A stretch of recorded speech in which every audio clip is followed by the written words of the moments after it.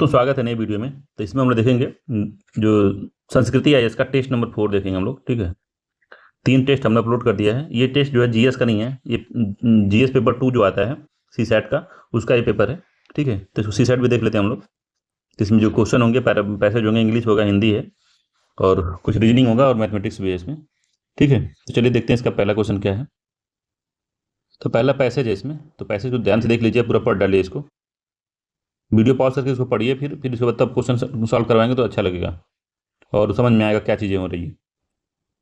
तो इसमें लिखा है कि संस्कृति ऐसी चीज नहीं जिसकी जिसकी रचना 10, 20 या 100, 50 वर्षों में की जा सकती हो।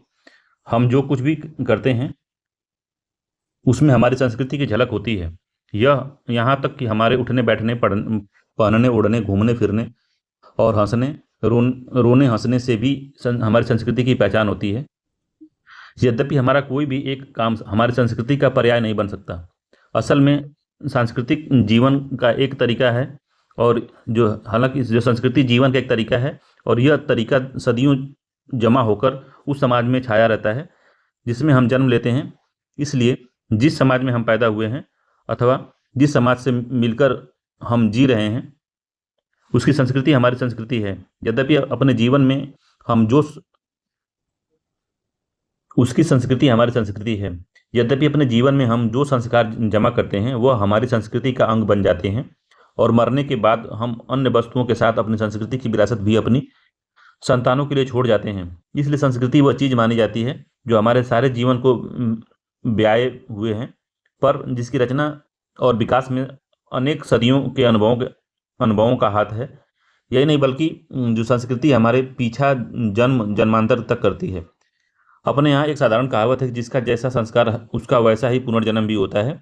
जब हम किसी बालक या बालिका को बहुत तेज पाते हैं तो तब अचानक कह देते हैं कि यह पुनर्जन्म का संस्कार है। संस्कार या संस्कृति असल में शरीर का नहीं अपितु आत्मा का गुण है, और जबकि सभ्यता की सामग्री से हमारे संबंध शरीर के साथ छूट जाते हैं, तब भी हमारी संस्कृति का प्रभाव जो होता है हमारी आत्मा के साथ जन्म जन्मांतर तक चलता रहता है।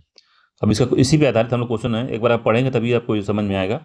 तो इस पर आधारित पहला क्वेश्चन है इसमें कि गद्यांश के अनुसार संस्कृति और सभ्यता में मूल अंतर यह है कि संस्कृति क्या है, पहला, का प्रभाव अपरिमित है जबकि सभ्यता का परिमित है।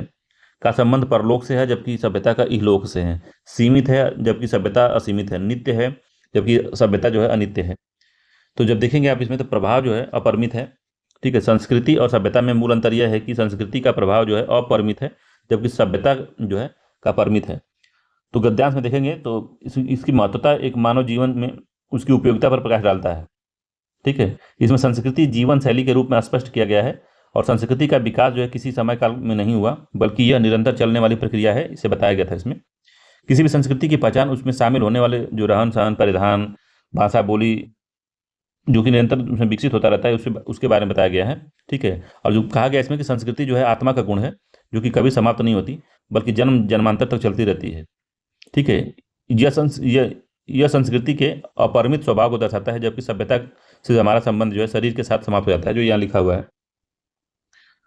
जो सभ्यता सामग्री ये लिखी हुई है, जबकि सभ्यता की सामग्री से हमारा संबंध शरीर के साथ छूट जाता है, और संस्कृति जो है असल में आत्मा का गुण है। तो यही कह रहा था, इसलिए जो संस्कृति अपरिमित है जबकि जो सभ्यता है वो परिमित है। ठीक है, तो पहला ठीक है। दूसरा है इसमें कि संस्कृति निरंतर प्रवाहमान है क्योंकि यह जीवन की एक विशेष तरीका है। इसकी विरासत एक पीढ़ी से दूसरी पीढ़ी तक जाती है। यह समाज का एक प्रमुख अंग है। इसके विकास में सदियों का अनुभव समाहित है। देखिए, इसके विकास में सदियों का अनुभव समाहित है, ये भी बात सही है। इसमें लिखा था पैसेज में, इसकी विरासत एक पीढ़ी से दूसरी पीढ़ी तक जाती है। तो संस्कृति निरंतर प्रवाहवान है। इसका मतलब है कि दूसरा वाला ज़्यादा सही लग रहा है डी वाले के अपेक्षा। ठीक है, तो आप जो है बी वाला इसका आंसर मारेंगे कि बी वाला ज़्यादा सही लग रहा है, क्योंकि इसकी अब ये पूछा है कि संस्कृति निरंतर प्रवाहमान है, तो इसका मतलब ये है कि एक पीढ़ी से दूसरी पीढ़ी में जाती रहती है, तो बी वाला सही है इसका। तीसरा है, किसी बालक या बालिका का बहुत तेज होना निर्भर करता है कि उसकी शिक्षा दीक्षा पर नहीं, उसके पुनर्जन्म के संस्कार पर। तो हाँ, बताया गया है उसके पुनर्जन्म के संस्कार पर निर्भर करता है कि उसका पुनर्जन्म में संस्कार कैसा था। चौथा है, संस्कृति को जीवन का एक तरीका माना जाता है क्योंकि संस्कृति को जीवन का एक तरीका माना जाता है क्योंकि मानव की सोच का निर्माण करती है, नहीं देश कालातीत होता है, नहीं। मनुष्य संस्कृति के विकास के लिए सदैव प्रयत्नशील होता है, ये भी नहीं है। मानव के सभी कार्यों एवं व्यवहारों को नियंत्रित करती है। हाँ, लिखा था यहाँ पे मानव के सभी कार्यों और उसके व्यवहार को नियंत्रित करती है। डी आंसर इसका सही है। 5वां नंबर क्वेश्चन कह रहा है कि उपयुक्त गद्यांश का सर्वाधिक उपयुक्त शीर्षक क्या होगा। संस्कृति और उसका व्यापकता, संस्कृति और संस्कार आत्मा का गुण है, संस्कार सामाजिक धरोहर है। तो 5वां का अगर आपको टाइटल देना होगा कि इस पैसेज का टाइटल क्या होगा, तो देंगे आप संस्कृति और उसकी व्यापकता। ठीक है, ये इसका आंसर सही होगा। 6वां, निम्नलिखित में से कौन सा विलोम की दृष्टि से सही शब्द युग्म है। तो विलोम को बताना है कि विलोम कौन सा सही है इसमें।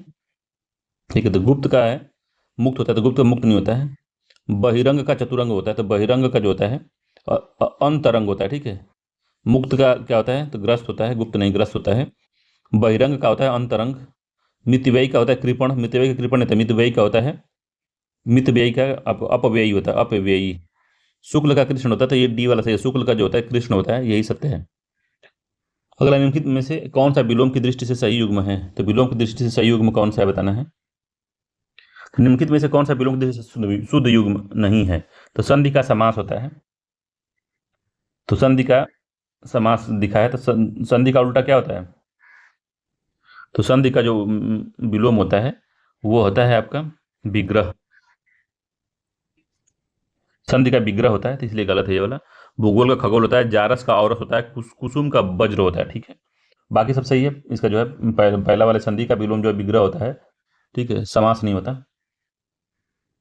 ए आंसर इसका सही है। अगला है, निम्नलिखित में से कौन सा कर्मधारय समास का उदाहरण है। तो कर्मधारय समास क्या होता है, तो जब कोई एक खंड विशेषण या उपमा सूचक शब्द हो तो कर्मधारय समास होता है। ठीक है, कर्मधारय समास विशेषण और विशेष और उपमान उपमेय की उपस्थिति के अनुसार बनते हैं। उदाहरण के लिए जैसे विशेषण प्लस विशेष्य, जैसे महात्मा, दीर्घायु, महाराज, भला मानस, ये सब जो है, नील गाय, नीलकंठ, काली मिर्च, ये सब है। विशेष प्लस विशेषण से जब मिलकर बनता है, जैसे मुनिवर, पुरुषोत्तम, नर, ये सब होता है जो आता है इसमें। ठीक है, तो कौन सा, युधिष्ठिर, आकाश, नीलकमल, निर्दोष, तो कौन सा लग रहा है आपको इसमें कि कर्मधारय समास है। तो नीलकमल जो है कर्मधारय समास है, सी आंसर सही है। तो जब कोई एक खंड विशेषण या उपमासूचक शब्द हो तो कर्मधारय समास बनता है। ठीक है, सी आंसर सही है, नीलकमल जो है इसका कर्मधारय समास का उदाहरण है। 9वां क्वेश्चन कह रहा है कि निम्नलिखित में से कौन सा तत्पुरुष समास का उदाहरण नहीं है।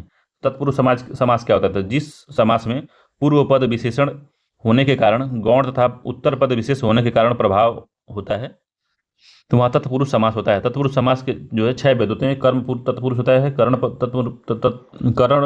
तत्पुरुष, संप्रदान तत्पुरुष, अपदान तत्पुरुष, और संबंध तत्पुरुष, और अधिकरण तत्पुरुष होता है। ठीक है, तो इसमें पूछ रहा है कि कौन सा जो है कर्मधारय तत्पुरुष समास नहीं है। तो तत्पुरुष समास क्या था कि पूर्व का जो पद होता है वो विशेषण होता है और उत्तर पद होता है विशेष से होता है। तो गुणहीन, मनोहर, शरणागत, भरपेट, तो कौन सा लग रहा था, भरपेट जो है इसका ये तत्पुरुष समास नहीं है। बाकी गुणहीन, तो गुण दिया है, क्या है, गुण विशेषण है। ठीक है, और हीन जो है विशेष है। ठीक है, तो गुणहीन, तो गुण से हीन को गुणहीन कहते हैं। तो करण तत्पुरुष से के द्वारा का लोप हो जाता है, जैसे मन चाहा, मन से चाहा, गुणहीन, तो गुण से हीन। ठीक है, तो से जुड़ता है ये, तो गुण, मनोहर, मन को हरने वाला, जैसे कर्म तत्पुरुष जो होता है तो उसमें मनोहर आता है, मनोहर मन को हरने वाला।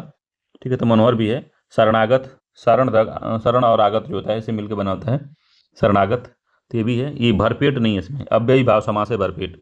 10वां, जिन वर्गों का उच्चारण करते समय केवल श्वास का प्रयोग किया जाता है उन्हें निम्न में से क्या कहते हैं। तो जिस वर्णों का जो उच्चारण करते हैं केवल सांस का प्रयोग किया जाता है उसको क्या कहते हैं। तो अल्प प्राण नहीं कहते, महाप्राण भी नहीं कहते, अघोत कहते हैं, अघोष कहते हैं, सी आंसर सही अघोष। तो जिन वर्णों के उच्चारण में स्वर तंत्रियों में कंपन होता है उन्हें घोष या सघोष कहते हैं। सघोष वर्ण जो है सभी स्वर हैं। प्रत्येक वर्ग का तृतीय, चतुर्थ और पंचम तथा अंत, अस्त और ह है। जिन वर्णों का उच्चारण स्वर तंत्रियों में कंपन नहीं होता, केवल श्वास का प्रयोग होता है, उसको अघोष कहते हैं। जैसे कि श, बड़ा श, छोटा श, या षटकोण जो तो छोटा सा इसमें आता है अघोष वाले में, छोटा सा, बड़ा सा, मूर्धनी सा, और छोटा सा ये वाला आता है इसमें। तो अघोष होता है, ठीक है। सी आंसर सही, अघोष। केवल सांस का प्रयोग होता है इसमें। अगला निम्नलिखित में से कौन सा सघोष है? तो स्वघोष है, जिसमें कि बोलते समय क्या होता है, कंपन होता है, हमारे जो स्वर तंत्रियों में कंपन होता है। तो च, छ, च, ज, प, ट। तो कौन सा इसमें सघोष वर्ण आपको समझ में आ रहा है? तो जो ज है, ज में कंपन हो रहा है। तो ज जो है, जिन वर्णों के उच्चारण में स्वतंत्री में कंपन होता है उसे घोष या सघोष, घोष या सघोष कहते हैं। जैसे सभी स्वर, तो प्रत्येक वर्ण जो वो तो बताया हैं आपको पहले से ही, ठीक है। तो इसमें ज है, बी आंसर सही है इसका, कि ज है, यही आता है, बी आंसर सही ज। अगला है 12 नंबर का, निम्नलिखित में से कौन सा तद्भव तत्सम सही युग्म नहीं है? तद्भव और तत्सम का, तो पहले तद्भव होगा फिर तत्सम होगा। तो अखरोट है, अक्षवाट दिया है। बारात है, बारात दिया है। मोती का मुक्तक दिया है, सही युग्म पूछा है। तो लकड़ी का लगुड़ दिया है। तो 12वें का पहला वाला देखिए सही है कि नहीं है। तो पूछ रहा है कि निम्न में से कौन सा तद्भव तत्सम का सही युग्म है, बताइए।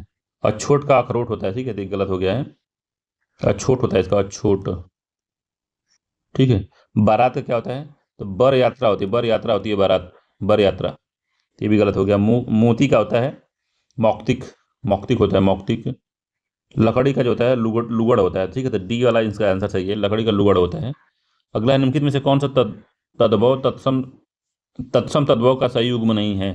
कौन सा सही नहीं युग्म है बताना है। तो उपानह का प नहीं होता है, सही है। उपानह जो है तत्सम शब्द है, तद्भव प नहीं है। उपाध्याय का ओझा होता है, ये भी सही है।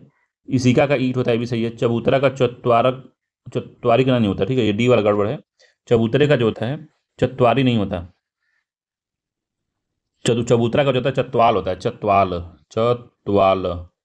चतवारी जो होता है चार का होता है, ठीक है, चार का होता है चतवारी।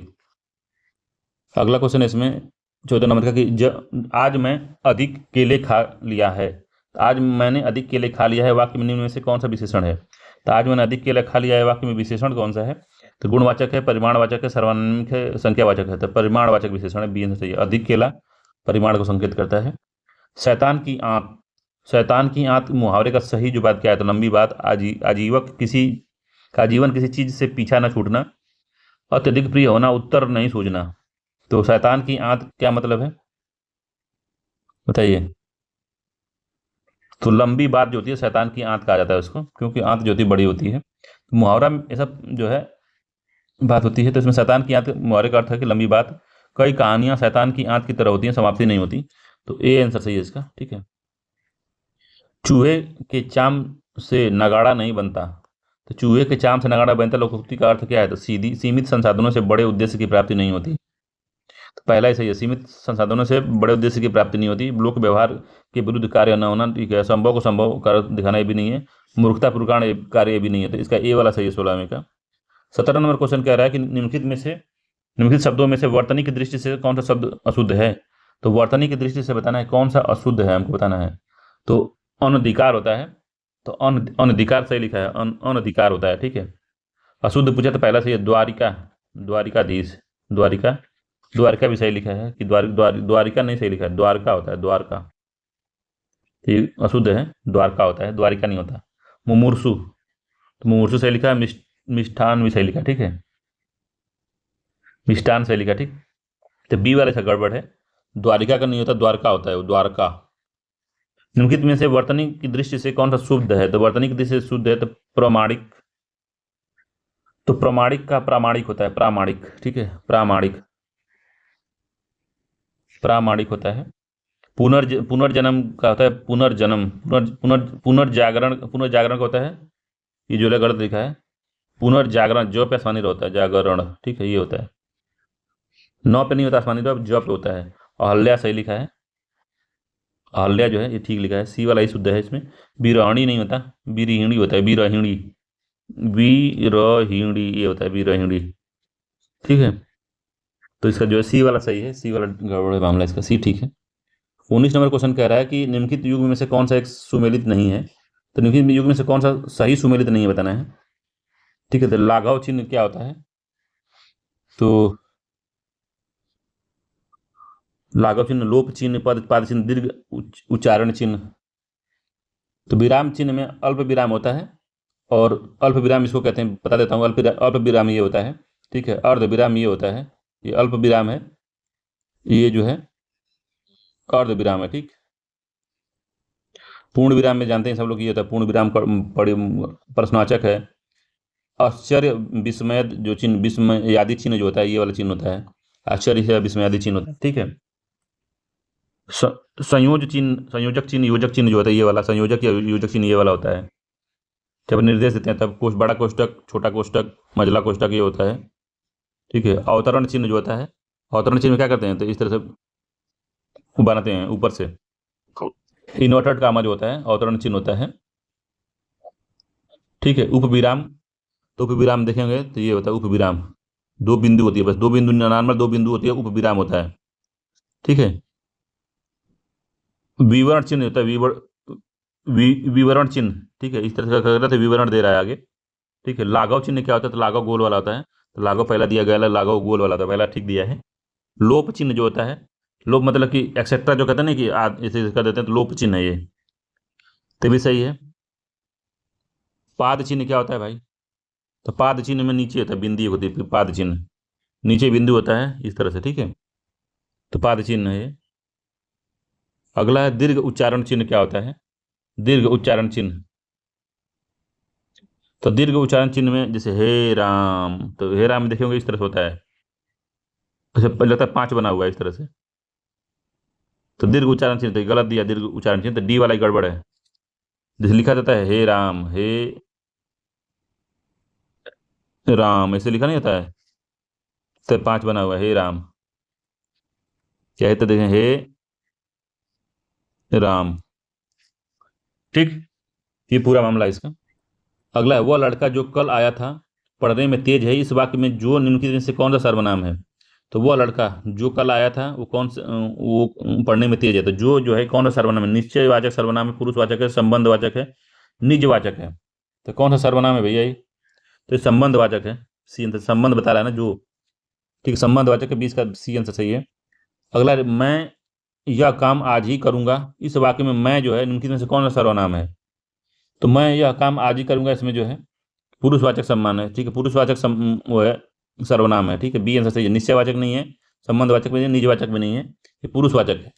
अगला निम्नलिखित में से कौन सा शब्द उष्ण व्यंजन है, उष्ण व्यंजन कौन सा है बताना है आपको, तो जिन व्यंजनों का उच्चारण एक प्रकार की रगड़ या घर्षण से उत्पन्न होता है, उष्म वायु से होता है, उसमें उष्म व्यंजन कहते हैं, जैसे श, बड़ा छ, छोटा छ, हरा हल ह, ये जो है डी वाला, जैसे ट ठ ड त थ द म य र ल व, तो इसमें देखिए बहुत ज़्यादा नहीं है, मगर छोटा श, तो रगड़ ना, स रगड़ते हुए आ रहा है, मूर्धनी श, छोटा स, ह, तो देखिए इसमें रगड़ते हुए आ रहा है, डी वाला इसका आंसर है, उष्ण व्यंजन डी वाला है। निम्नलिखित में से कौन सा कमल का पर्यायवाची नहीं है, तो कमल का इंदिवर रहता है, नलिनी है, तामरस है, उदक है, तो तामरस किसका पर्यायवाची है भाई, बताइए, तामरस ये भी कमल का पर्यायवाची है। उदक किसका है, उदक, उदक जल का पर्यायवाची है, ठीक है, जल का है, तो डी आंसर सही है, जल का पर्यायवाची है। तामरस जो है याद रखिएगा कमल का ही पर्यायवाची है।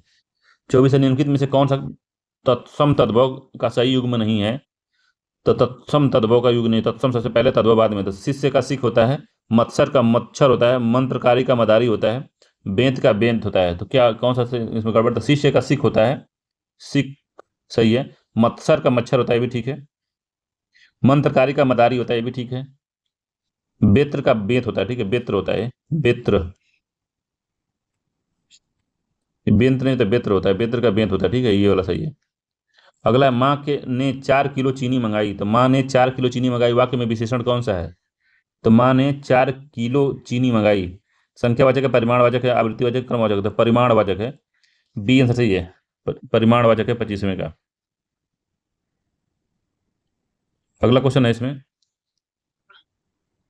कि बावर्ची निम्नलिखित में से किस भाषा का शब्द है, तो बावर्ची जो है वो किस भाषा का शब्द पूछ रहा है, तो तुर्की भाषा का शब्द है, याद रखिएगा, तुर्की भाषा का। तुर्की भाषा के प्रचलित शब्द में आगा है, उज्बेक है, उर्दू है, कालीन है, काबू है, कैंची है, कूली है, कुर्ती है, चेचक है, चमचा है, तमगा है, तोप है, तलाश है, बावर्ची है, बेगम है, बहादुर है, मुगल है, लफंगा है, लाश है, सौगात है, सुराग, ये सब है। फारसी भाषा में जो शब्द है, अफसोस है, आबरू है, आतिशबाजी है, अदा है, आराम है, आदमी, आवारा, आईना, उम्मीद, कबूतर, कमीज, कुश्ती, किशमिश, चाबुक, किनारा, कूचा, खाल, खामोश, खरगोश, ये जितने बहुत सारे ढेर सारे हैं, तो इसमें ये सब जो है फारसी हैं।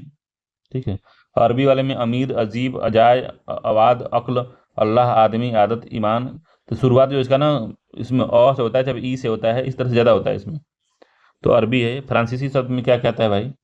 तो फ्रांसीसी शब्द में ज़्यादा पूछता नहीं है, तो याद मत रखिए उसको। फ्रांसीसी शब्द इसे ही मामला है, इंग्लिश में आ जाएगा वो। अगला है अत्यानंद। अत्यानंद में निम्नलिखित में से कौन सी संधि है? अत्यानंद में कौन सी संधि है भाई? तो दीर्घ संधि है, गुण संधि है, वृद्धि संधि है, यण संधि है। तो कौन संधि है इसमें? तो यण संधि है, डी ई कोण सी, तो यण संधि है अत्यानंद में। ठीक है। अत्यानंद में यण संधि है। तो इसमें होता है अति धन आनंद। ठीक है। तो ई प्लस आ इक्वल टू हो जाएगा, या हो जाएगा। ठीक है। तो अति का अत्यानंद हो गया। ठीक है। तो यण संधि है इसमें। पैतृक संपत्ति के रूप में प्राप्त दास के लिए एक शब्द क्या है? तो पैतृक संपत्ति के रूप में प्राप्त दास के लिए एक शब्द क्या है भैया? तो दायागत है। ठीक है। दायगत, दायागत है, दायागत। ठीक है। दायागत कहते हैं, पैतृक संपत्ति के रूप में प्राप्त दास को दायागत कहते हैं। निम्न में से कौन सा बृहस्पति का पर्यायवाची है? तो अंगिरस है, कौशिक है, परहुत है, पुंडरीक है। तो कौन सा जो है पर्यायवाची है? बृहस्पति का आंगिरस जो है, एक बार बृहस्पति का पर्यायवाची होता है आंगिरस। तो बृहस्पति के पर्यायवाची में देवाचार्य, देवगुरु, सुराचार्य, वाचस्पति, ये जो बृहस्पति के अन्य पर्यायवाची हैं। ठीक है। अगला, निम्नलिखित में से किस वाक्य में अकर्मक क्रिया है? तो किस वाक्य में जो है अकर्मक क्रिया है भाई, ये बताना है। अकर्मक क्रिया क्या होता है? जिन क्रियाओं के प्रयोग में कर्म की आवश्यकता नहीं होती उसे अकर्मक क्रिया कहते हैं। जैसे वह खेल रहा है, लड़की हंस रही है। तो बालिका निबंध लिख रही है, बच्चा जोर से रो रहा है। ताराजी अखबार पढ़ रहे हैं, रमेश पेड़ों को पानी दे रहा है। तो बच्चा रो रहा है, क्या लग रहा है आपको? तो बच्चा रो रहा है, ये अकर्मक क्रिया है। ठीक है। तो अकर्मक जिन क्रियाओं के प्रयोग में कर्म की आवश्यकता नहीं होती, तो बच्चा रो रहा है, इसमें कर्म की कोई आवश्यकता नहीं है, बच्चा रो रहा है, तो इसी क्रिया को हम अकर्मक क्रिया कहते हैं। तो बी वाला सही है इसका। अगला है, निम्नलिखित में से कौन सा विलोम की दृष्टि से सही शब्द युग्म है? तो विलोम की दृष्टि से कौन सा जो है युग्म सही युग्म है? तो युक्त, मुक्त। तो विलोम की दृष्टि से तो युक्त का होता है मुक्त। तो युक्ति का मुक्त होता है। तो युक्त का विलोम जो होता है मुक्त नहीं होता, ये होता है वियुक्त होता है, या वियुक्त होता है, या तो हीन होता है। ठीक है। कृपण विनीत होता है, कृपण का होगा विनीत, ये भी गलत है। कृपण का उदार होता है, उदार। कृपण का उदार होता है, दाता होता है। सगुण का अगुण होता है, तो सगुण का जो होता है निर्गुण। सगुण का निर्गुण होता है, निर्गुण, इसलिए भी गलत हो गया। न्यून का अधिक होता है, तो डी वाला ही सत्य, इसमें न्यून का जो है अधिक होता है। अगला, हिंदी वर्णमाला में अंत अंत अंतस्थ व्यंजन कौन से हैं? तो अंतस्थ व्यंजन में आते हैं आपके जो अंतस्थ व्यंजन के उदाहरण जो है, इसमें व्यंजन य र ल व आते हैं। ठीक है। य र ल व, बी आंसर सही है। य र ल व जो है अंतस्थ व्यंजन में आते हैं। ठीक है। तो क वर्ग में क ख ग घ, च वर्ग में ये सब है। बाकी जो अंतस्थ वर्ग होता है, देखिए क वर्ग में क ख ग घ ङ, च वर्ग में च छ ज झ ञ, ट वर्ग में ट ठ ड ढ ण, त वर्ग में त थ द ध म, त थ द ध न, प वर्ग में प फ ब भ म। अंत अस्थ व्यंजन में य र ल व स, य र ल व, बस य र ल व तक आता है। बाकी उष्ण शब्द, उष्ण में स, बड़ा सा, छोटा सा और हल ह, ये सब आता है। तो इसका बी वाला सही है। अंत व्यंजन शब्द में य र ल व आते हैं। अगला, निम्नलिखित में से शुद्ध वाक्य का चयन करना है। तो हमारी सौभाग्यवती कन्या का विवाह होने जा रहा है। तो शुद्ध हमको उसमें पता नहीं शुद्ध कौन सा है। तो इसमें पहला जो दिया है वो गलत दिया है। तो क्या होगा यहाँ पे? कन्या के लिए शब्द जो सौभाग्यवती का प्रयोग किया गया है, जबकि कन्या का विवाह होने वाला है उसे आयुष्मती कहते हैं। ठीक है। आयुष्मती कहते हैं, आयुष्मती। लड़का मिठाई लेकर भागता हुआ घर आया। तो लड़का मिठाई लेकर भागता हुआ घर आया, तो ये भी गड़बड़ है। भागना शब्द का प्रयोग किया गया है यहाँ पे, जिसका भय एवं आशंका को दर्शाता है। यहाँ पर दौड़ता होगा। ठीक है। कि लड़का मिठाई लेकर दौड़ता हुआ घर आया, भागता हुआ नहीं, दौड़ता हुआ घर आया, ये भी गलत हो गया। मैं अपना आपका दर्शन करने आया हूँ। तो आपका मैं आपका दर्शन करने आया हूँ, तो आपके होगा, आपका नहीं होगा, एक वचन है। जबकि होगा कि इसमें कि दर्शन का प्रयोग सदा बहुवचन के रूप में होता है, तो यहाँ पर आपके का प्रयोग होगा। ठीक है, यहाँ पे आपका नहीं होगा, आपके होगा। मैं आपके दर्शन करने आया हूँ। ठीक है। डी ये है, यह बात कहने में किसी को संकोच ना होगा। तो डी वाला सही है कि यह बात कहने में किसी को संकोच ना होगा। अगला, निम्नलिखित में से कौन सा जो है अघोष वर्ण है? अघोष वर्ण, घोष होता है, सघोष होता है, एक अघोष होता है। तो प्रत्येक वर्ग का अघोष में होता है, प्रत्येक वर्ग का प्रथम और जो द्वितीय वर्ग होता है, प्रत्येक वर्ग का प्रथम और द्वितीय वर्ग, जैसे ख जो है, जैसे क प्रथम वर्ग में जो क हो गया, फिर ख हो गया दूसरा वाला, तो ये जो है प्रत्येक वर्ग का और द्वितीय वर्ग, जैसे ख जो है क्या है, अघोष है। तो जिन वर्णों के उच्चारण में स्वर तंत्रियों का कंपन नहीं होता है उन्हें अघोष कहते हैं। जैसे ग कंपन हो रहा है, घ कंपन हो रहा है, ल ख में नहीं हो रहा है, ख में हवा ही निकल जाती है। ठीक है, तो ए ही इसका सही है, ए वाला ही उत्तर सही है इसमें, कि जो ख है वो अघोष वर्ण है। जो कीचड़ से उत्पन्न हुआ उसको क्या कहते हैं? स्वेदज, पंकज, मूलज, पिंडज। क्या कहते हैं? जो कीचड़ से उत्पन्न हुआ उसको क्या कहते हैं? तो पंकज कहते हैं उसको। स्वदेज क्या होता है? स्वेदज होता है जो पसीने से निकला हो। मूलज होता है जिसकी उत्पत्ति जड़ से हुई है, मूल से हुई है। पिंडज होता है जिसके शरीर से उत्पत्ति हुई है। ठीक है। अगला है इसमें डिसीजन मेकिंग वाला है कि आप लोक निर्माण विभाग में अवर अभियंता हैं। वरिष्ठ अधिकारी द्वारा आपको एक समयबद्ध परियोजना का दायित्व सौंपा गया है। परियोजना की समीक्षा के दौरान आप यह पाते हैं कि आपके कनिष्ठ अधिकारियों द्वारा सहयोग में कमी के कारण परियोजना में विलंब होने की संभावना है। इस स्थिति में आप क्या करेंगे? तो इस स्थिति में आप क्या करेंगे भाई? तो पहला, कनिष्ठ अधिकारियों द्वारा सहयोग में कमी के कारण की जांच करेंगे। सहयोग में कमी के लिए कनिष्ठ अधिकारियों को चेतावनी देंगे। अपने वरिष्ठ अधिकारियों से सहयोग न करने वाले सदस्यों को प्रतिस्थापित करने की मांग करेंगे। वरिष्ठ अधिकारियों को परियोजना में विलंबित का कारण बताते हुए समय सीमा में वृद्धि की मांग करेंगे। तो इसमें जो सबसे उचित होगा आपका कि कनिष्ठ अधिकारियों द्वारा सहयोग में कमी के कारण की जांच आप करवाएंगे, क्यों कमी हो रही है, तो क्या इसमें सुधार करने की जरूरत है। ठीक है, तो पहला वाला इसका सही होगा, ए वाला। अगला है कि आप एक जिले में जिला अधिकारी हैं। आपके जिले में एक धार्मिक आयोजन के दौरान कुछ अराजक तत्वों द्वारा धर्म विशेष के प्रति आपत्तिजनक नारे लगाए जा रहे हैं। लगाए जाने से सांप्रदायिक दंगा भड़क जाता है। आप अपने पूरे सामर्थ्य से दंगे को रोकने में सफल होते हैं और जिला के विभिन्न संगठनों की सहायता से आपकी भाईचारे को पुनर्बल करने का प्रयास कर रही है। तभी राज्य के विपक्षी दल के नेता आपके जिले के दंगा पीड़ितों से मिलने के लिए क्षेत्र में दौरा की घोषणा करते हैं। उस दौरे से पुनः जो दंगा भड़कने की संभावना है, इस स्थिति में आप क्या करेंगे? तो इस स्थिति में दंगा भड़कने की अगर संभावना, तो इस स्थिति में आप करेंगे क्या? तो पहला कि विपक्ष के नेता को पूरी तरह सुरक्षा प्रदान करते हुए जिले के दौरे की अनुमति देंगे, क्योंकि यह उनका अधिकार है। दूसरा है, नेता से अपील करेंगे कि जिले में स्थिति के मद्देनजर आपको दौरा स्थगित कर दें तथा जिले में शांति व्यवस्था बनाए रखने का सहयोग करें। तो बी वाला ज़्यादा सूटेबल लग रहा है मुझे, यही करेंगे। नेताजी को अपील करेंगे, आप अभी मत आइए, अभी कुछ दिन बाद आइएगा। नेक्स्ट है इसमें, तो इसका हो गया पहला वाला। दूसरा से कौन से बताइए? तो नेताजी से अपील करेंगे कि जिले की स्थिति के मद्देनजर अपना दौरा स्थगित कर दें, जिले में शांति व्यवस्था बनाए रखने में सहयोग करें। अगला है कि आप एक जिले के मुख्य चिकित्सा अधिकारी हैं। देश में एक महामारी फैलने का कारण ने सभी निजी अस्पतालों में मरीजों के इलाज के लिए एक विशेष रियायती दर लागू करने का निर्णय लिया गया है। कुछ बीमार व्यक्ति के तीमारदार आपके पास शिकायत करते हैं कि अभी भी निजी अस्पतालों द्वारा पूर्व की बात ही पैसा लिया जा रहा है। ठीक है, तो निजी अस्पताल को आपको निर्देश देना है, पूर्ण की बात पैसा लिया जा रहा है। तो इस स्थिति में आप क्या कार्रवाई करेंगे? पता चला कुछ निजी ऐसे अस्पताल हैं जो कि पहले की तरह ही पैसा ले रहे हैं, तो आप उसमें क्या समय करेंगे? तो अस्पताल सील करवा देंगे? नहीं भाई, अस्पताल में काम करने वाले चिकित्सक के प्रैक्टिस लाइसेंस को निलंबित कर देंगे? नहीं। अस्पताल संचालक की गिरफ्तारी के लिए प्रशासन को पत्र लिखेंगे। अस्पताल संचालक की बैठक बुलाकर उन्हें मरीजों का इलाज निर्धारित दर पर करने को कहेंगे। तो अर्षितों का डी सही है इसमें, कि अस्पताल संचालक को मीटिंग बुलाकर उसको कहेंगे कि आप जो है निर्धारित दरों पर इलाज करवाइए। अगला है, आप जिला शिक्षक अधिकारी के रूप में नियुक्त हैं। आपको ज्ञात होता है कि आपके जिले में एक गांव के प्राथमिक विद्यालय में बच्चों की संख्या में कमी आई है।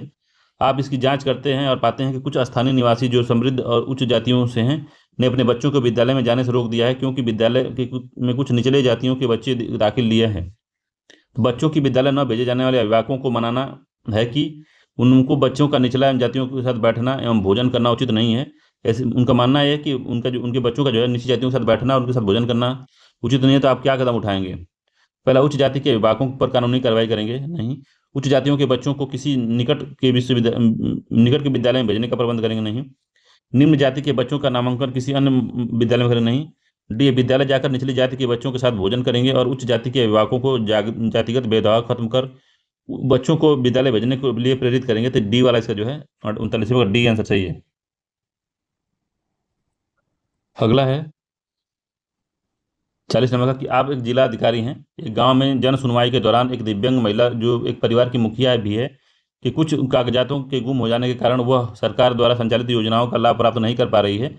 यह योजना आपके परिवीक्षाधीन है। तो ऐसी स्थिति में आप क्या कदम उठाएंगे? पूरे कागज उपलब्ध न होने के कारण परिवार को लाभार्थी की सूची में शामिल नहीं करेंगे? नहीं, ऐसा नहीं है। क्योंकि परिवार सुपात्र है, अतः उसे लाभार्थी की सूची में लाने के लिए नियम में परिवर्तन करेंगे? नहीं। परिवार के लाभार्थी सूची से बाहर रहने की जांच करेंगे? नहीं।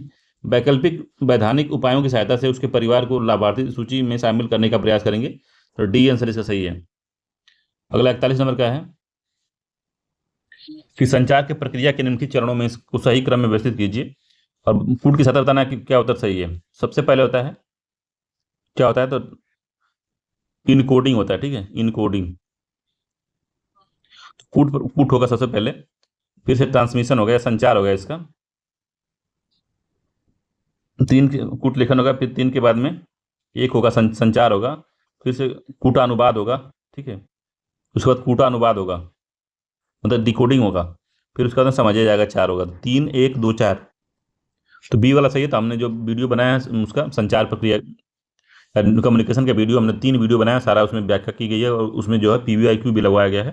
तो आप वो वीडियो नहीं देखें तो जाके वीडियो देख सकते हैं, हमारे चैनल पर रखा हुआ है।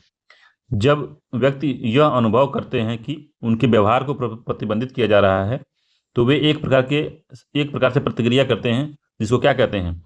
जब व्यक्ति को अनुभव होता है कि उसके व्यवहार को प्रतिबंधित किया जा रहा है तो एक प्रकार की प्रतिक्रिया करते हैं जिसको कहा जाता है मनोवैज्ञानिक दृढ़ता या फिजियोलॉजिकल परसिस्टेंस कहा जाता है, या फिजियोलॉजिकल ट्रॉमा कहा जाता है, या मनोवैज्ञानिक सतर्कता कहा जाता है, या मनोवैज्ञानिक प्रोटेक्शन या सुरक्षा कहा जाता है। तो क्या कहा जाता है उसको भाई? तो मनोवैज्ञानिक प्रतिघात कहा जाता है उसको, ठीक है। तो मनोवैज्ञानिक प्रतिघात कहा जाता है। अगला क्वेश्चन है इसमें, याद रखिए, मनोवैज्ञानिक प्रतिघात या साइकोलॉजिकल ट्रॉमा कहा जाता है उसको।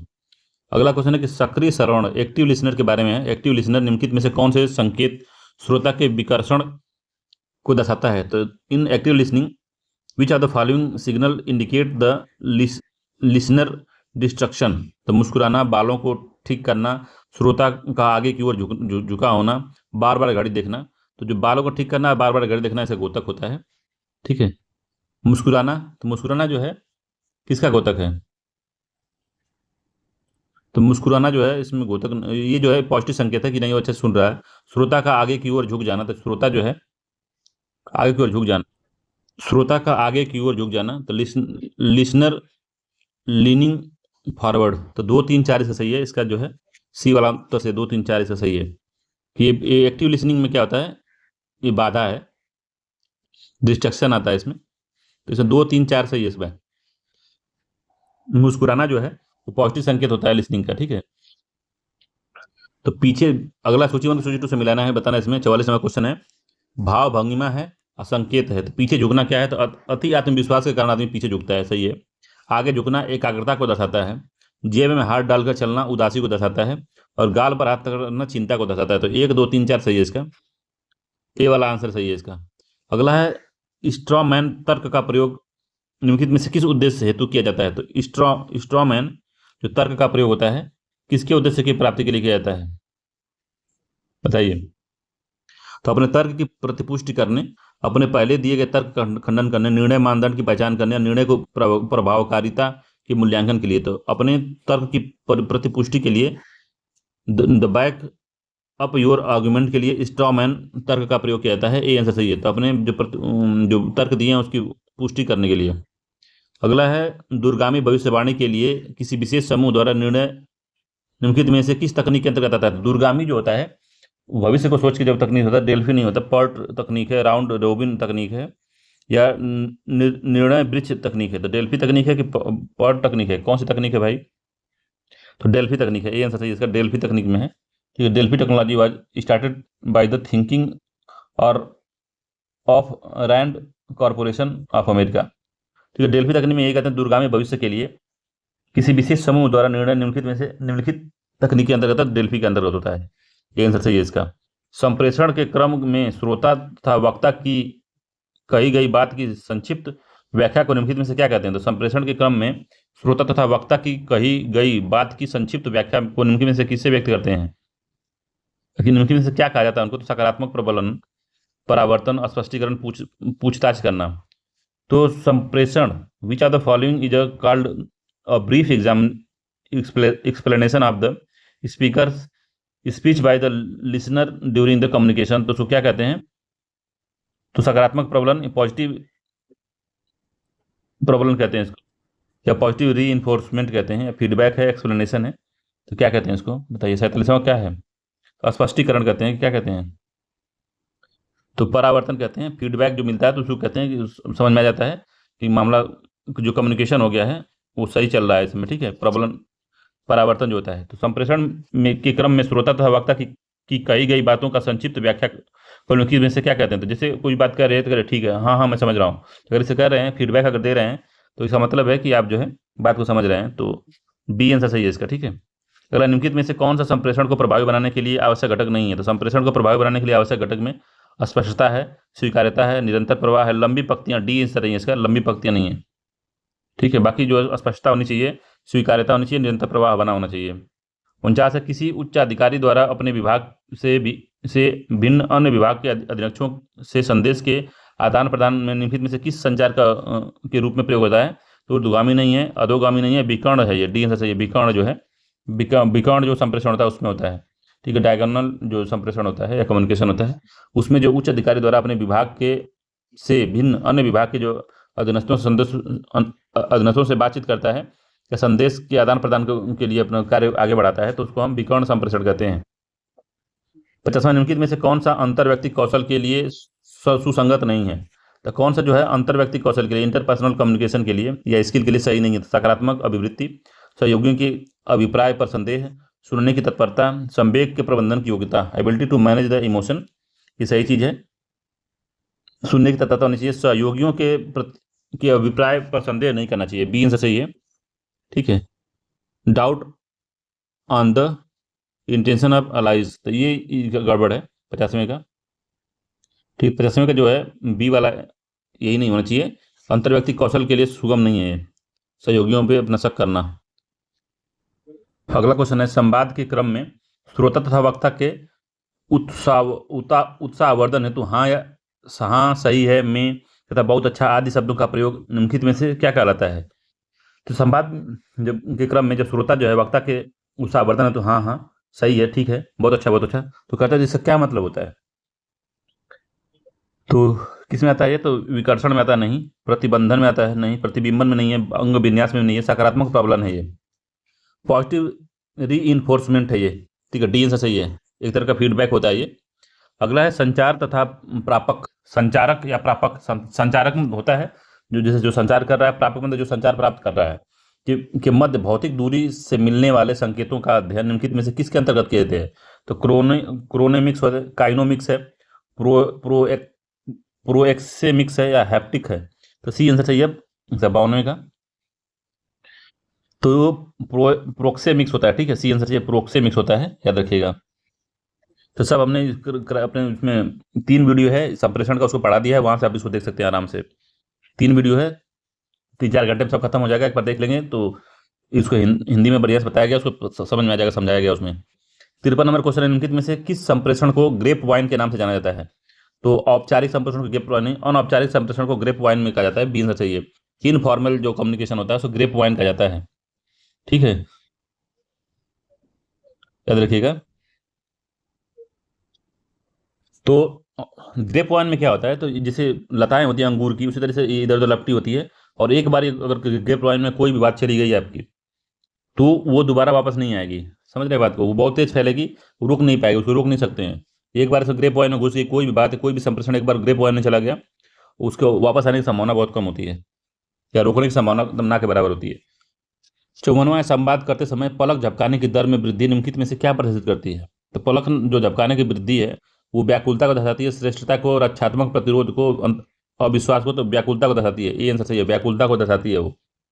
अगला, निम्नलिखित में से कौन से मौखिक संप्रेषण के लाभ हैं? तो मौखिक संप्रेषण के लाभ है जो मुख से होता है, तो शीघ्र प्रभावी होता है, ठीक है। पारस्परिक सद्भाव एवं सद्विश्वास में वृद्धि होती है, हाँ भाई होती है। और तत्काल प्रतिपुष्टि या तुरंत फीडबैक मिल जाता है, सही बात है। सामूहिक भावना का विकास होता है, ये भी बात सही है। तो चारों ही सत्य है इसके, सभी इसके जो है लाभ है मौखिक संप्रेषण के।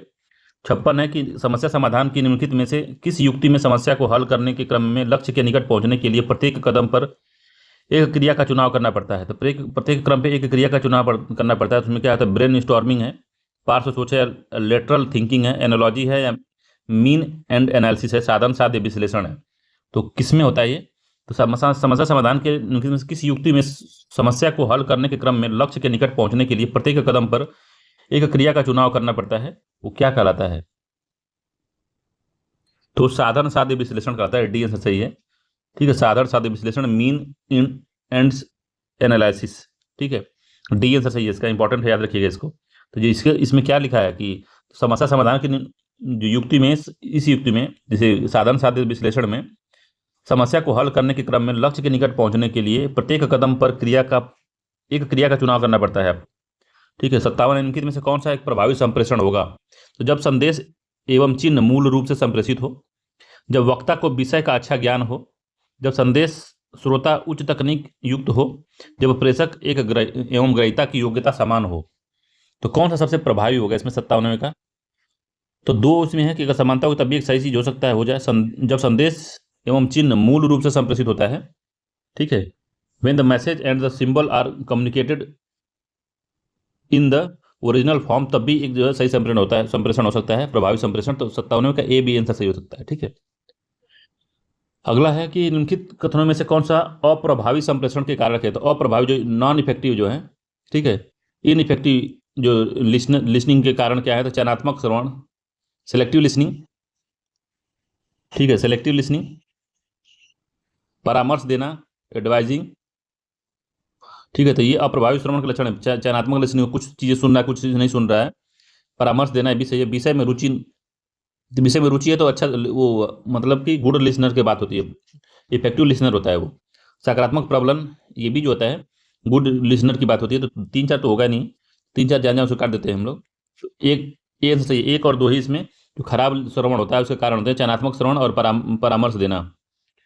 59 नंबर क्वेश्चन है कि संचार के निष्पादन के बुरे प्रभाव को कम करने के लिए निम्नलिखित में से कौन सा उपाय प्रभावी होता है? तो संचार के निष्पादन के बुरे प्रभाव को कम करने के लिए निम्नलिखित से कौन सा जो है उपाय प्रभावी होता है? 59 नंबर क्वेश्चन पूछ रहा है। तो उसमें गतिकी है, स्पर्शी संचार है, लघु परिधिकरण है, परिभाषा है। तो संचार के निस्पंदन, देखिए उदाहरण मैंने इसको बताया था अपने जो मैंने करवाया है इसको। संचार के निस्पंदन के बुरे प्रभाव को कम करने के लिए निम्नलिखित से कौन सा उपाय प्रभावी होता है? तो ये होता है लघु परिधिकरण होता है इसका,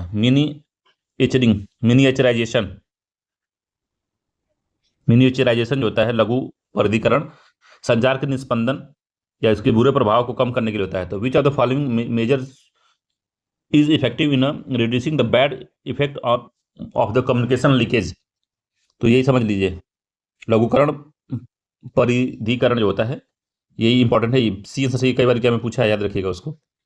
60वां, निम्नलिखित में से किस निर्णय तकनीक द्वारा संभावित लक्ष्यों में से श्रेष्ठ विकल्प का चयन परिमाणात्मक आधार पर किया जाता है? तो निम्न में से किस एक निर्णय तकनीक में संभावित विकल्पों से श्रेष्ठ विकल्प का जो चयन होता है वो किया जाता है? तो PERT मेथड है, रेखीय कार्यक्रम है, क्रीड़ा के सिद्धांत है, परिचालन है। तो गेम थ्योरी है, ऑपरेशनल रिसर्च है, लीनियर प्रोग्राम है। तो किस में किया जाता है ये? तो ये ऑपरेशनल रिसर्च में क्या किया जाता है? संभावित विकल्पों में से श्रेष्ठ विकल्प का चयन किया जाता है। किस तरह से? तो परिमाणात्मक आधार पे, तो क्वांटिटेटिव बेसिस पे जो है परिचालन अनुसंधान में या ऑपरेशन रिसर्च में संभावित विकल्पों के श्रेष्ठ विकल्प का चयन किया जाता है। इंपॉर्टेंट है परिचालन अनुसंधान। ठीक है। अगला, निम्नलिखित में से किसने संप्रेषण को समान विषय पर मस्तिष्क का मेल कहा है? तो किसने कहा कि समान विषय पर जो है मस्तिष्क का मेल है संप्रेषण या कम्युनिकेशन? तो आरडवे डीट ने कहा था इसको, आरडवे डीट। ये आंसर सही है, आरडवे डीट ने बोला था। अगला है, निर्णयन की इस शैली में निर्णय के लिए अधिक सूचना तथा विकल्पों की आवश्यकता होती है। इस शैली में निर्माणकर्ता सावधानी से निर्णय लेने एवं नवीन चुनौतियों का सामना करने में सक्षम होता है। इस शैली के विषय में इस शैली में विषम परिस्थितियों को सहने की क्षमता अधिक होती है। उपयुक्त में से कौन से जो निर्णय शैली की बात ऊपर कर रहा था? निर्देशात्मक है, विश्लेषणात्मक है, अवधारणात्मक है या व्यवहारात्मक है? तो बिहेवियरल स्टाइल है, परसिप्यूटियल है, एनालिटिकल है और डायरेक्टिव है। किस में ये सब बात लिखी गई है? 62 नंबर का क्वेश्चन है, किस में ये बात लिखी गई है? तो विश्लेषणात्मक में, एनालिटिकल जो स्टाइल है उसी में निर्णय के लिए अधिक सूचनाओं तथा विकल्पों की आवश्यकता होती है। इस शैली में जो निर्णय करता होता है सावधानी से निर्णय लेने एवं चुनौतियों का सामना करने में सक्षम होता है। ठीक है, तो बी आंसर जो है इसका यही सत्य है, बी वाला, विश्लेषणात्मक शैली। 63वां है कि निम्नलिखित में से कौन सा हर्बर्ट साइमन द्वारा प्रतिपादित निर्णय निर्माण के लिए प्रमुख चरणों में शामिल नहीं है? तो निम्नलिखित में से कौन सा हर्बर्ट साइमन द्वारा प्रतिपादित निर्णय निर्माण के प्रमुख चरणों में शामिल नहीं है? तो हर्बर्ट साइमन द्वारा प्रतिपादित निर्णय निर्माण के प्रमुख चरणों में शामिल है संभावित विकल्पों का पता लगाना, निर्णय के अवसरों का पता लगाना, संभावित विकल्पों में से सर्वश्रेष्ठ का चयन करना, निर्णय लेने के संगठन का निर्माण करना। तो कौन सा इसमें नहीं है? तो आपको लग रहा होगा जो वही वाला सही है, डी वाला नहीं है इसमें, निर्णय लेने के लिए संगठन का निर्माण करना। ठीक है, बाकी पहला है संभावित विकल्पों का पता लगाना है, निर्णय के अवसरों का पता लगाना है, संभावित विकल्पों में सर्वश्रेष्ठ का चयन करना है। ठीक है, डी वाला नहीं था इसमें, इंपॉर्टेंट याद रखिएगा। 64वां, सूचना प्रदत्त के प्रकरण में हेतु व्यक्तिनिष्ठ अनुभव के उपयोग आत्मविश्वास और आत्म अभिप्रेरण पर आधारित निर्णय लेना निम्नलिखित में से किससे संदर्भित करता है? Which of the following refers the use of subjective experience, confidence and self motivation to make the decision based on the information processing. वो क्या कहलाता है? तो एडमिनिस्ट्रेटिव या प्रशासनात्मक निर्णय, अंतरदर्शीय निर्णय, तार्किक निर्णय या सीमाबद्ध तार्किक निर्णय। तो क्या कहलाता है ये? तो अंतरदर्शीय निर्णय होता है। इनसाइटफुल डिसीजन मेकिंग होता है, उसमें सूचना प्रदत्त के प्रकरण हेतु व्यक्तिनिष्ठ अनुभव, खुद के अनुभव के उपयोग आत्मविश्वास और आत्म अधिप्रेरण पर आधारित निर्णय लेना निम्नलिखित में से किसे संदर्भित करता है, किसको दर्शाता है? तो अंतरदर्शी निर्णय जो होता है बी वाला है। इनसाइटफुल डिसीजन मेकिंग जो होता है उसी में ये बात होती है, जिसकी व्यक्तिगत अनुभव, आत्मविश्वास और मोटिवेशन, सेल्फ मोटिवेशन, कॉन्फिडेंस, ये सब काम आता है इसमें। तो बी आंसर सही है इसका। 65 नंबर क्वेश्चन कह रहा है कि निम्नलिखित में से कौन सा संप्रेषण के मूल्यांकन का सर्वाधिक उपयुक्त मानक है?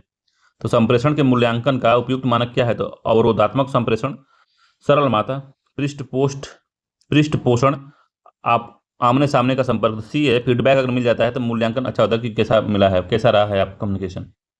ठीक है, सी आंसर सही है 65वें का।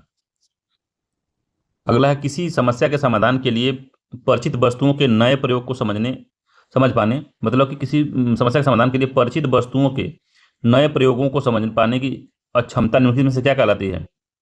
तो फंक्शनल स्टेबिलिटी है, नियामक रचना तंत्र है, नियमबद्ध उपागम में सीमित सक्षमता है या लिमिटेड कैपेबिलिटी है। तो क्या कहलाती है? तो परिचित वस्तुओं के नए प्रयोगों को समझने के लिए अक्षमता निम्नलिखित में से क्या कहलाती है? तो प्रक्रियात्मक या फंक्शनल स्थिरता कहलाती है, स्टेबिलिटी कहलाती है। तो ये आंसर सही है इसमें, प्रकार्यात्मक स्थिरता कहलाती है। 67 नंबर क्वेश्चन कह रहा है कि निम्नलिखित में से किस औपचारिक संचार की अवधारणा का प्रतिपादन किया है? तो किसने औपचारिक संचार की अवधारणा का प्रतिपादन किया है?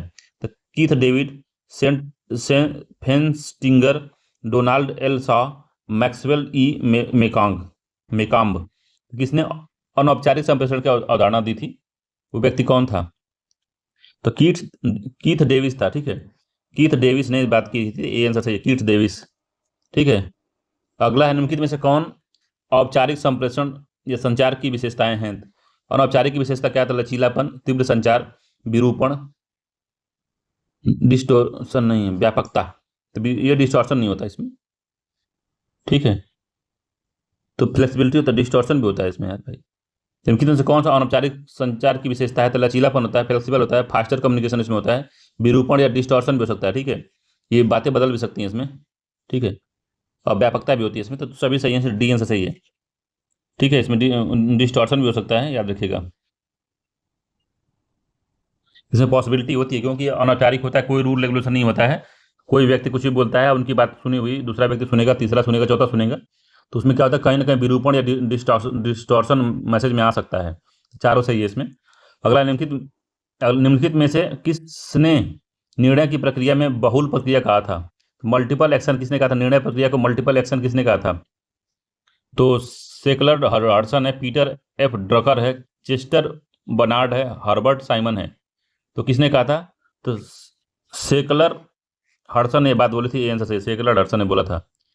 70 है, किसी व्यक्ति द्वारा अपने हाथों से छोटी वस्तुएं जैसे पेन, पेपर, वेट या मोबाइल आदि से खेलना उसके किस मन स्थिति को प्रदर्शित करता है? कोई व्यक्ति अपने हाथों से छोटी वस्तुओं पेन, पेपर और मोबाइल आदि से खेलता है तो उसकी किस मन स्थिति को प्रदर्शित करता है? तो व्याकुलता है, आत्मविश्वास है, अधीरता है, अविश्वास है। तो किसको दर्शाता है, क्या उसको हो गया है?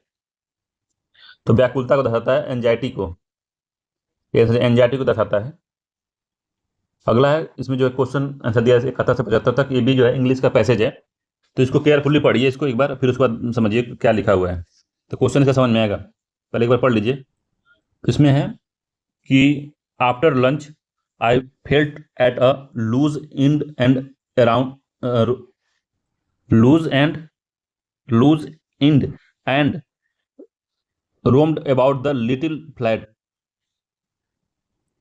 It suited us well enough when mother was with me, but not I was by myself. It was too large and I did moved the during room table into my bed,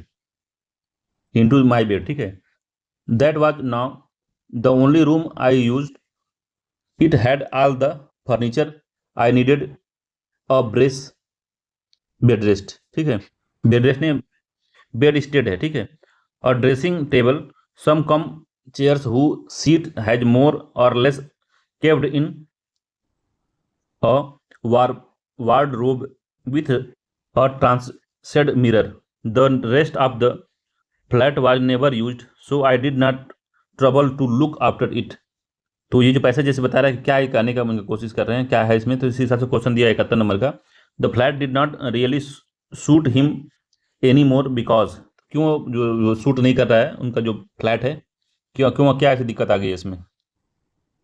तो the room were too small नहीं, he was living on his own now, तो ये B वाला ऐसा है कि he was living on his own now. His mother needed too much room, ऐसा नहीं है। The flat itself was too little, ये भी नहीं है, इसका बी वाला आंसर 71 का सही है, ठीक है। अगला है इसमें 72 नंबर का कि why did not he look after the rest of the flat, तो क्यों अब जैसे बाकी जो और फ्लैट और जगह जो फ्लैट में और जगह वहाँ नहीं देख रहा है? तो he had too much furniture नहीं, the bedroom was much too large, he needed only the brass bedstead, ठीक है, ये भी नहीं है। He did not use it, D answer सही है इसका, he did not use it, तो डी आंसर सही है इसका 72 का।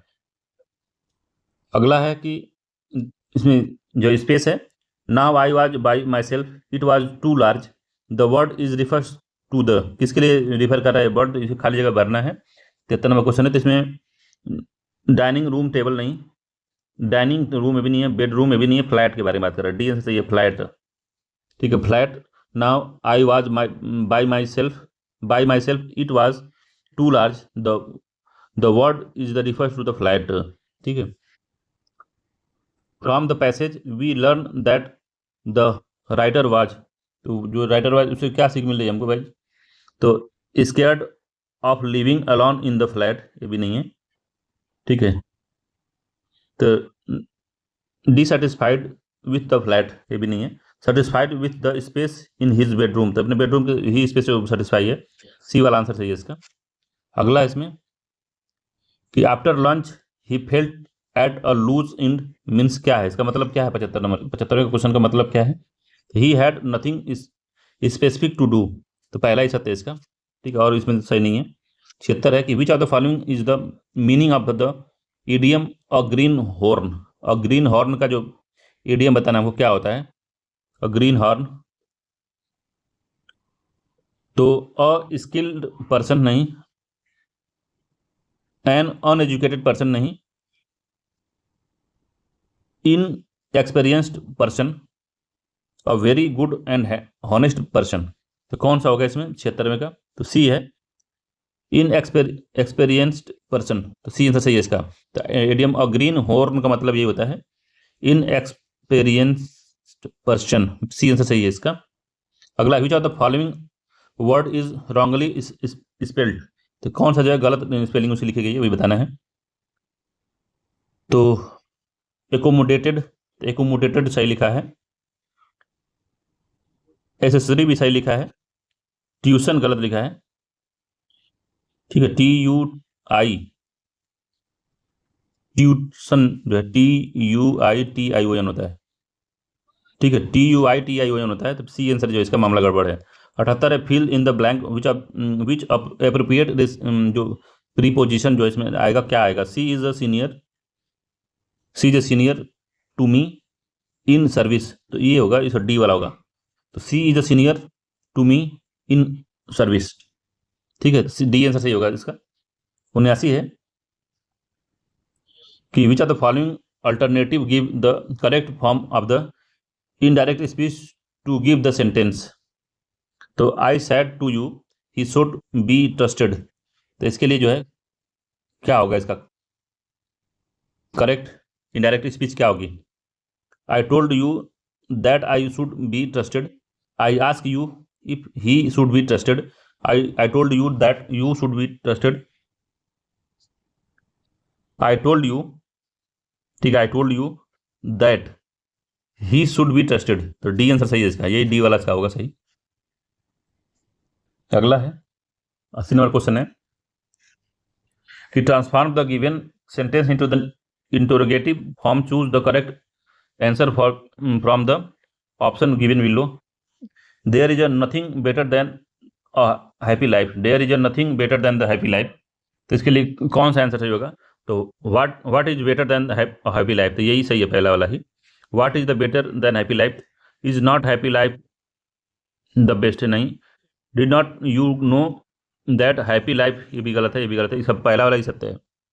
81 है, select the correct passive form the given sentence, somebody has already tipped the custom authorities about the drug, तो 81 में कौन सा जो होगा इसमें सही होगा? तो पैसिव फॉर्म इसका क्या होगा? तो custom authorities has already been tipped by drug, ये नहीं होगा। Custom authorities have already been tipped about the drug, तो ये सी बी वाला सही है, अबाउट द ड्रग बी वाला ठीक है इसमें, ठीक है। 82 है कि point out the synonyms of ambiguous, ambiguous का जो सिनोनिम्स होता है वो क्या होता है? तो एम्बिगुअस का सिनोनिम्स जो होता है कंट्रास्टिंग नहीं होता, वेग वेग होता है, ठीक है, वेग, बी आंसर से वेग होता है, एम्बिगुअस का वेग होता है, इंपॉर्टेंट है, ठीक है। Which are the following word is correctly spelled, तो कौन सा इसमें करेक्ट जो है स्पेलिंग है उसकी? डिसीजिव, डिसिसिव, डिसिजिव, डिसीजिव, कौन सा इसमें भाई? तो पहला सही है, डिसीजिव, ए आंसर सही है इसमें, यही सही स्पेलिंग है उसकी। अगला है कि which part of speech has been used in the underlined word in the given sentence, तो कौन सा पार्ट ऑफ स्पीच इसमें है? तो the train goes direct from Delhi to Mumbai without stopping, तो डायरेक्ट क्या है? नाउन है, एडजेक्टिव है, एडवर्ब है, कंजक्शन है, तो ट्रेन जो है डायरेक्ट न्यू दिल्ली से मुंबई चली गई बिना रुके, तो क्या है ये? तो एडवर्ब है, सी आंसर सही, एडवर्ब है। अगला है choose the correct articles in the following sentence, Rohan is one eyed man, तो चूज इसमें करेक्ट जो फॉलोइंग सेंटेंस है, आर्टिकल जो है करेक्ट आर्टिकल चुनना है, कौन सा है इसमें। तो Rohan is a one eyed man, यही ए वाला ही सत्य है इसमें। करेक्ट सेंटेंस जिसमें Rohan is a one eyed man, ठीक है, इज और बीच में लगा रहेगा, ठीक है। अगला 86, which are the following alternative give the correct form of the indirect speech of the given sentence. The mother said to me will you help me in cleaning the house, ठीक है। तो इसका जो है हमको इनडायरेक्ट स्पीच बताना है। तो मदर आस्क्ड मी, ठीक है, mother asked me if would help her in cleaning the house. तो पहला ही सत्य है, इसके पहला ठीक लिखा है इसमें, ठीक है, पहला सही है। अगला है 87 कि which are the following is the correct direct form of the given sentence. Correct है इसमें given sentence, which are the following is a correct direct form of the given sentence. The police man warn us not to block the traffic. तो policeman ने हमको warn किया था कि traffic को block ना करें। तो उसका जो है डायरेक्ट फॉर्म क्या होगा इसका, ठीक है। तो the policeman said to us you did not block the traffic, तो ये नहीं होगा। The policeman said to us we should not block, ये भी नहीं है। The policeman said to us let us not block the traffic. The policeman said to us do not block traffic, तो ये डी वाला सही है, इसमें डी वाला ठीक लिखा है। अगला select the correct active form the given sentence. तो एक्टिव फॉर्म जो है बताना है। तो he was given another chance by his employ. तो इसका जो है करेक्ट एक्टिव फॉर्म क्या होगा। तो he his employer give him his employer give him another chance, ये डी वाला इसका जो है यही सही होगा, ठीक है। अगला है fill in the blank with appropriate preposition. Today student should be recognised the way thing are changing. तो क्या इसमें जो है आएगा इसमें। तो टुडे विथ आएगा, टू आएगा, फॉर आएगा, एट आएगा। तो इसमें today student should be recognised, reconciled लिखा है, ठीक है, री रिकॉन्सिल्ड, ठीक है, to the way thing are changing. तो बी आंसर सही होगा इसका, बी इसमें सही आएगा, ठीक है। अगला fill in the blank with appropriate preposition. We live a tower block our apartment in one of the 15th floor. तो we live at, in, over, above. तो क्या इसमें आएगा। तो इन आएगा, बी है, इन आएगा इसमें, ठीक है, बी आंसर सही है, इन आएगा। अगला है which are the following word is correctly spelled. तो कौन सा इसमें सही लिखा हुआ है। तो एम्बैरेसमेंट जो है ये डी वाला सही लिखा है, एम्बैरेसमेंट, ठीक है, एम्बैरेसमेंट जो है डी आंसर सही है, यही सही लिखा है, बाकी सब सही नहीं है। Select the correct passive form of the given sentence. Close the door. तो क्लोज द डोर का जो है पैसिव फॉर्म अब क्या होगा। तो close the door, let's the door be closed, the door be closed, the door is closed. तो कौन सा होगा भाई इसमें। तो let's the door be closed, B answer इसका सही होगा, यही जो होगा इसका पैसिव फॉर्म होगा सेंटेंस का, क्लोज द डोर का। अगला point out the antonyms of the underline word given the sentence. तो Ravi is jovial and make the environment sanguine. तो इसका जो है बताना हमको कि एंटोनिम्स क्या होगा। तो एंटोनिम्स होगा इसका पेसिमिस्टिक होगा, ठीक है, ए वाला सही होगा, पेसिमिस्टिक होगा, ए आंसर सही है, पेसिमिस्टिक होगा इसका। अगला है कि which are the following alternative give the correct of indirect speech to given sentence. तो करेक्ट इनडायरेक्ट स्पीच हमको बताना है कौन सा है। The Mohit said to his friend could you please turn off the switch. तो क्या होगा इसका। तो Mohit told his friend to turn off the switch. तो मोहित आस्क्ड फ्रेंड अब please turn off the switch. Mohit request his friend to turn off switch. या फिर Mohit requested from his friend to turn off the switch. C वाला इसका answer जो है यही सही है, यही इनडायरेक्ट स्पीच है। 95 की which of the following part of speech has been used in the underlining word of the given sentence. He thought the movies ended abruptly. तो एब्रुप्टली का बताना है कि इसका जो है part of speech has been used, कौन सा पार्ट ऑफ स्पीच यूज हुआ है भाई? नाउन है, एडवर्ब है, वर्ब है, एडजेक्टिव है। तो एडवर्ब यूज हुआ है, बी आंसर सही है, एडवर्ब। एब्रुप्टली जो है, एब्रुप्टली जो है एडवर्ब है। अगला है कि which part of speech has been used in the underlining of the given sentence. I meet you in the third week of August. In जो है ये क्या है? तो प्रोनाउन है, वर्ब है, प्रीपोजिशन है, नाउन है। इन क्या है भाई? तो प्रीपोजिशन लगा है इन, ठीक है। अगला, change the following sentence into the complex sentence. तो कॉम्प्लेक्स में बदलना है सिंपल सेंटेंस को। Without your help she can do nothing. तो without your help she can do nothing. तो without your help what can she do? Unless you help her she can do nothing. She can do nothing without your help, या she can not do anything unless you help her. तो क्या इसका सही होगा? B वाला सही है कि unless you help her she can do nothing, ठीक है, बी आंसर सही है इसका, बी वाला। अगला है change the sentence into the passive voice.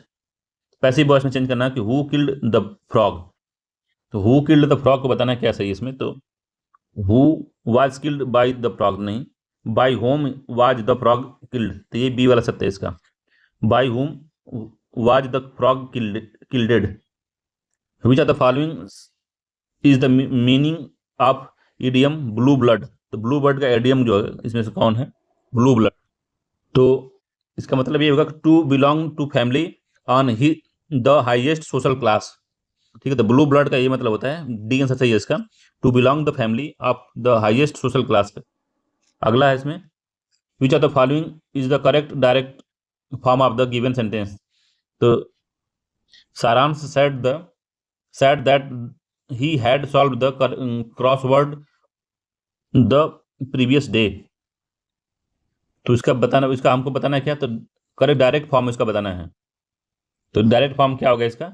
तो सारांश said I solve the crossword yesterday. तो डी वाला इसका आंसर सही होगा, ठीक है। तो 100 क्वेश्चन था ये, तो इंग्लिश थोड़ा सा मेरा उतना ज़्यादा बढ़िया नहीं है, तो इसका डी वाला जो आंसर सही है। तो मैंने जो बता दिया है जितना समझ पाता हूँ, ठीक है। चलिए इसको मिलते हैं हम लोग अगले वीडियो में। तो इसमें जो है रीजनिंग का मैथ का दिया नहीं था, तो किसी दूसरे वाले क्लास में उसमें होगा। तो इसमें हिंदी, इंग्लिश और जो कम्युनिकेशन था उसको कवर किया गया है। तो काफ़ी इंपॉर्टेंट क्वेश्चन था इसमें। चलिए मिलते हैं हम लोग वीडियो में, तब तक के लिए धन्यवाद।